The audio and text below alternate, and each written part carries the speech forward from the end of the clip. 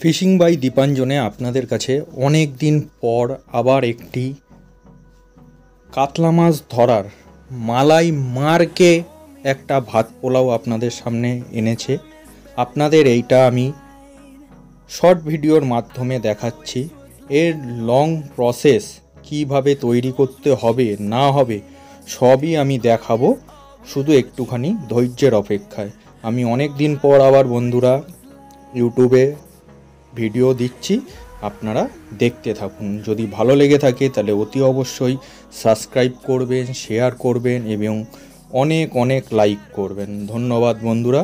এবং যদি এর রেজাল্ট হয় আমি অতি অবশ্যই আপনাদেরকে দেখাবো। ধন্যবাদ বন্ধুরা, চ্যানেলটার সাথে আপনারা জুড়ে থাকুন। ভিডিওটি দেখার জন্য আপনাদেরকে অসংখ্য ধন্যবাদ।